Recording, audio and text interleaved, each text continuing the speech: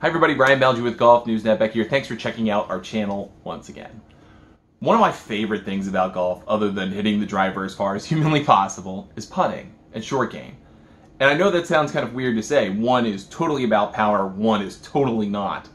But my brain works in a funky way, and I love kind of using tee shots and the driver as a way to take out aggression and hit it hard and kind of see what my body can manufacture. But when it comes to putting and short game, it's really a matter of what my mind can manufacture. And so that's what I love about golf most. I can work both things in the same couple of hours on the golf course. And what I love most about putting is trying to figure out something you can't see. And that's break, that's line and speed. Those things aren't just laid before you, kind of like a golf course is from tee to green. You have to see things that aren't there. You have to see how grass moves, you have to see speed, you have to see firmness, you have to see stuff that kind of your mind makes up. And sometimes that leads to good results, and sometimes that leads to bad results. But fortunately for me, I'm a great lag putter, and I've worked really hard in the last couple of years to improve my putting inside of 6 feet. Finding something that works for me to keep my hands quiet, but also feeling like I can line up my putts with confidence, so that I know I'm hitting it on the line I want, and also aiming the way I would like. And for the last year or so, I had used a putter from Brainstorm Golf called the Happy Putter. And I really, really liked it because it helped me with my alignment so much. And it did have a unique look that was a conversation starter. But last spring when I was approached by Phillip Lapuz from Kronos Golf, he had a really interesting idea for me. And he asked me if I would be willing to let him design a putter for me, which seems kind of like a ludicrous question. Of course I would let someone custom design a putter for me. That's something you pay $1,000, $2,000, depending on who you're talking to, a lot of money to have done. And he wanted to do this as kind of part of a broader project to grow his company. He wanted to help 100 people build custom putters. And he wanted to do it as a way to showcase his talent, showcase his company, and then hopefully let the results speak for themselves. And so, starting in the spring, we had a basic conversation, and he solicited ideas from me about some inspirations of what I would like in a putter design, whether that's the actual physical design of the putter, whether that's what the head looks like, shaping, what kind of influences I have on the putters that I like, and then some physical influences. What would I want it to look like aesthetically? What kind of colors do I like? What kind of shaping do I like? Do I like soft lines? Do I like hard lines? Do I like big edges? What did I want? And it was a really cool exercise for me because it was a chance to think about my dream putter and then actually get it. And I have been thinking about this for a while because there are things I like about the Happy Putter. There are things I have liked about other putters that I've had. I had a Yamada putter forever that was a copper. This is a pure piece of copper. It's heavier and it just exudes beauty and grace, and I love it. And there are other kind of influences from different putters from different companies. I think of the Odyssey Wide. I think of some other putters that I've seen over the years, and I think, man, if I made a putter, I would put that in mine. And so I put all those things together and sent them to Phillip. And he made me this wonderful 3D CAD, basically, representation of what the putter might look like. And just bare metal. You know, here's what it would look like. Here's how it would shape. And he nailed it. It was beautiful. And so I said, hey, if you're willing to make this, I would love for you to make it. And some months went by, and I kind of went on with the rest of the summer, the championship summer in golf, and I'm sure he had other things on his plate. And then eventually come fall, I said, you know, Ryan, your putter's ready. I wanted to show it to you. And so when he sent me the first images of it, I just kind of melted because he had delivered on everything that he said he would do. And so I wanted to share that putter with you guys, and not only what the putter looks like, but why it was designed the way that we did, and the incredible work that he did to 3D print this putter for me. So let's take a look at it. So what Phillip created for me is incredible. It was an incredible process to go through this with him because he asked me what I wanted, and he delivered on it, and in a really special way.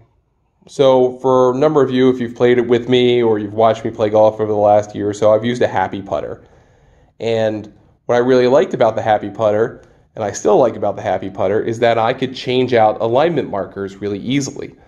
You can kind of get your eyes transfixed on, maybe lazy with how your alignment marker works for you. But I fell in love with this particular one, the solid stripe in the middle. And so I asked him, hey, can you 3D print this back on the, back off the flange? And he said, yes, I can. And I said, can I have an arrow? It basically points to the ball that goes all the way through the top line. He said, yes, I can. And so he filled this with a rose red paint color for my daughter's name, which is the personal touch for my daughter. And then, kind of back in the badging area, you'll notice here that there's kind of a geometric pattern here, geometric shapes. My son's name is Carrick, and he is named after a place in Northern Ireland called the Carrick-a-Reid Rope Bridge, not too far from Royal Portrush, where they're going to have the 2019 Open Championship. And so I asked him, is there a way we can incorporate the nearby landmark, which is called Giant's Causeway? I didn't want to put a bridge on there. That looked kind of goofy. But I love the geometric shapes of the Giant's Causeway, which you notice in both Northern Ireland and Scotland. And so he 3D printed that look as part of all of this. And again, it just comes out looking incredible. You get to the sole. What I really like on the sole is that I am a player who likes to put my blade on the heel. I like to ground it on the heel. And the way that this is ground down, the way this is buffed, it allows me to do that. But if I wish, or if someone else wishes, I guess someday, they could put it on the toe, or they could put it just flat, and it would work absolutely fine for them. I love the buff job on this. One of my favorite putters ever is a Yamada putter I've used for years and years and years. And I don't use it anymore because I've kind of gotten iffy over those shorter putts with it. But with this, it still kind of has that copper look. It's not copper. It has a brass look to it. But it reminds me a lot of that. And so when I step over it, I think of a lot of good memories I have. So there's a 1 full shaft of offset. It's a 35-inch putter.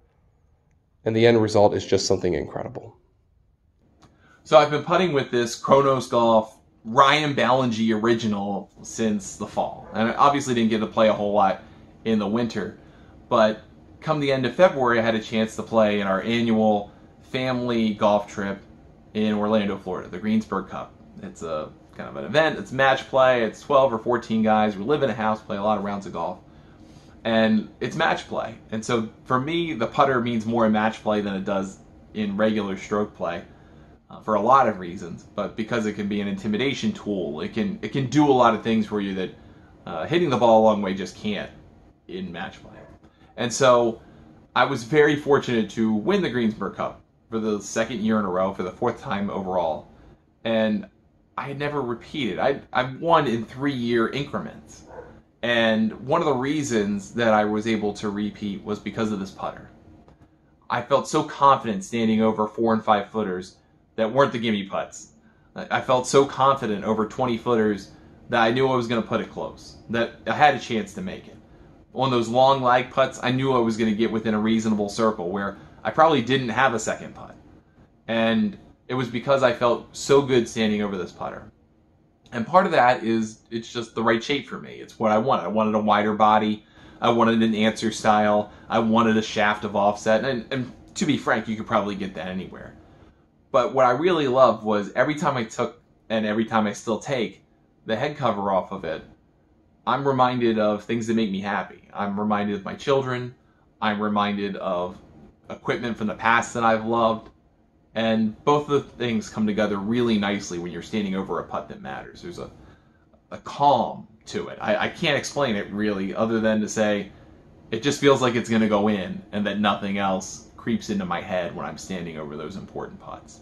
And yeah, they don't always go in. I haven't made every putt I've ever looked at with this thing. But that feeling still pervades, even after a miss. I hit good putts. I may miss, but I hit good putts, and I felt good standing over them. And that feeling hasn't changed. And typically, when you start with a new putter, you make everything in sight for whatever reason. And then it just kind of slips away pretty quickly, and you go back to the mean. That hasn't happened with this. And I think that speaks a lot to not only what the design means to me, but also the performance characteristics that Phillip designed and printed with his design. They go into this pretty significantly. So I'm having one of the better putting seasons of my life, following up a very good putting season last year, in part because of a tremendous design and a wonderful custom putter. So if you are ever in the marketplace, or if you ever think to yourself, I wish someone would make a great putter for me that I could play with.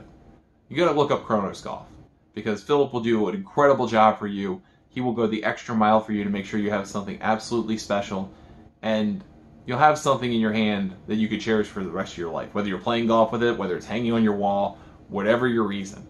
But you'll have something in your hand you'll be incredibly happy with, and you'll have for years to come.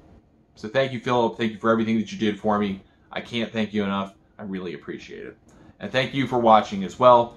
Please leave us a comment. Follow me on social media. I'm at the handle Ryan Ballengee on Twitter. Golf Newsnet is on your favorite social media service at the handle Golf Newsnet. We will see you next time.